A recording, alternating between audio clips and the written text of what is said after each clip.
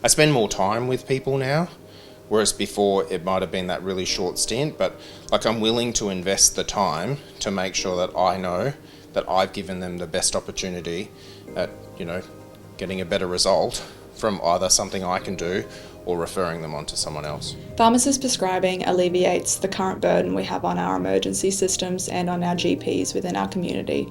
It also allows for the pharmacist workforce to upskill, increasing their job satisfaction and also increasing pharmacy students entering into the workforce, allowing us to have a more satisfied and more rewarding career.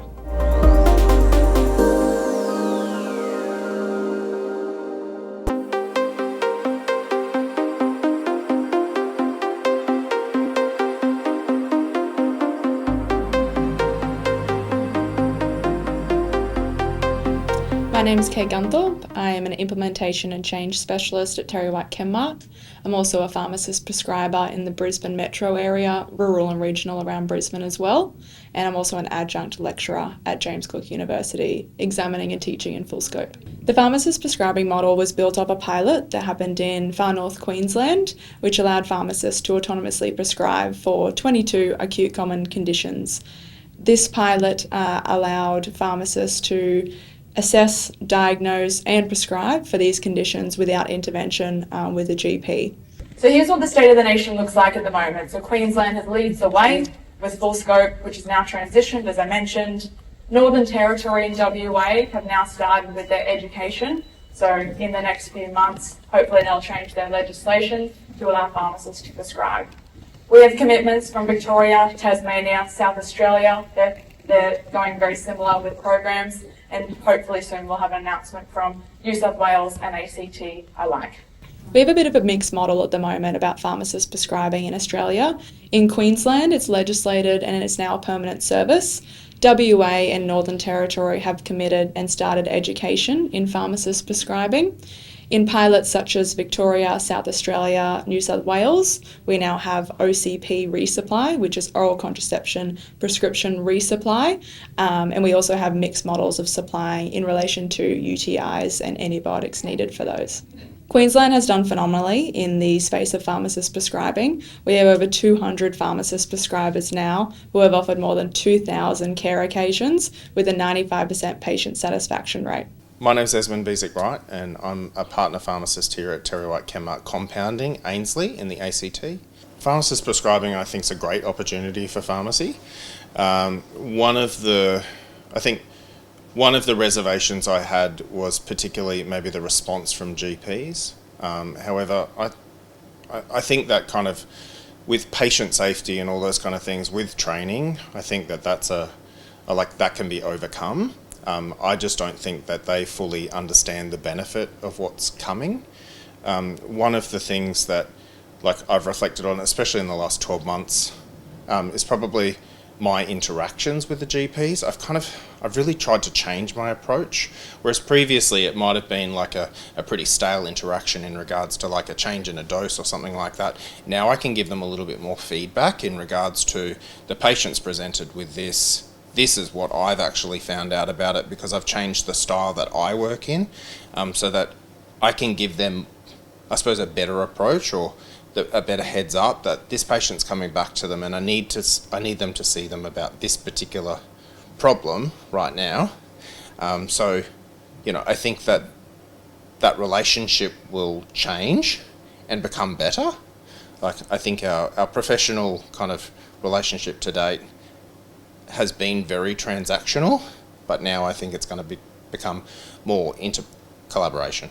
This cycle represents how we prescribe with care, clarity and confidence every time. The 4 stages of prescribing are what becomes a pharmacist's bread and butter when they're doing this full scope training. So initially we have the information gathering, where we would gather our history from our patient, anything that we needed to know to make an educated prescribing decision.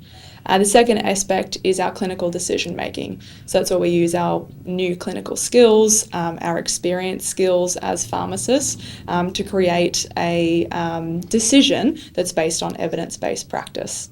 Thirdly, we are able to communicate that decision. So that's when those communication skills come into play, being able to explain to a patient what their diagnosis is and how we're going to manage and treat that.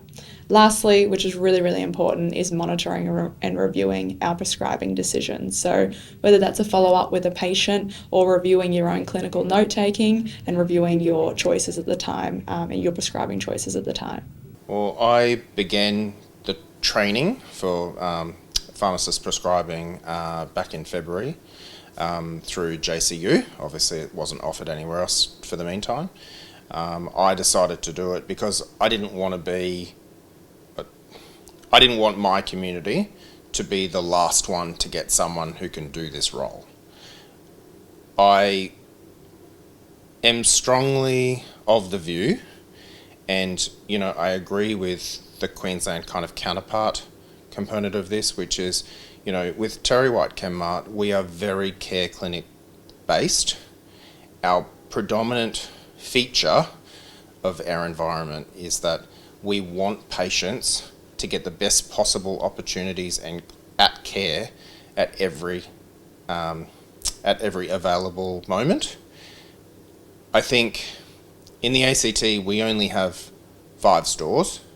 Of those 5 stores, I think for myself, I think it's really important to show up.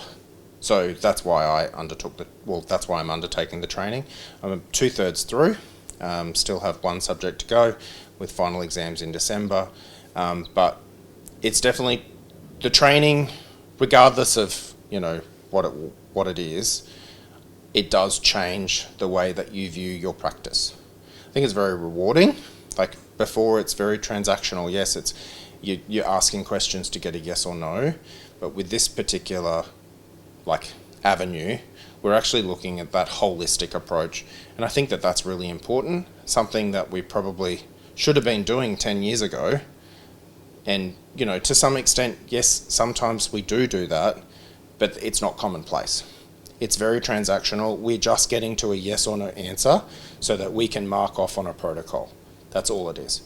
Now, with this training, it's definitely changed. Yes, it's definitely changed the way that I practice. I spend more time with people now, whereas before it might have been that really short stint, but I'm willing to invest the time to make sure that I know that I've given them the best opportunity at, getting a better result from either something I can do or referring them on to someone else. And even though I'm not qualified yet, I'm still doing that process. These prescribing courses or getting qualified in pharmacist prescribing, it's not a simple CPD exercise. It's an intensive 12 months, essentially you're returning to medical school to be able to, given the skills that's required to be able to prescribe. So these skills include the biopsychosocial model, which challenges our previous thinking of a biomedical model about a patient just purely having symptoms and us needing to treat that.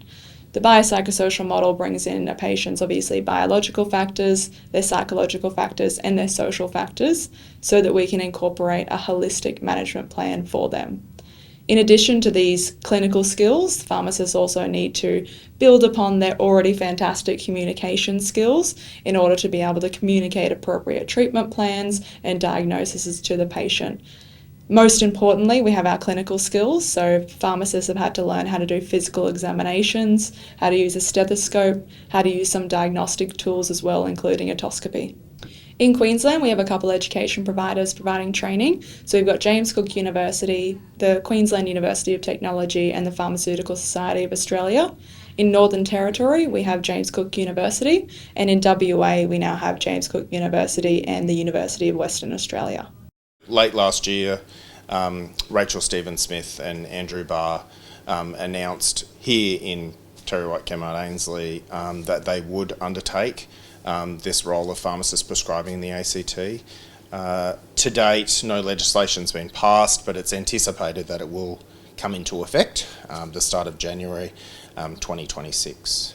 We would really like national alignment across all of the expanded scope conditions and regulations in order for pharmacists to be able to provide care in whatever jurisdiction they work in.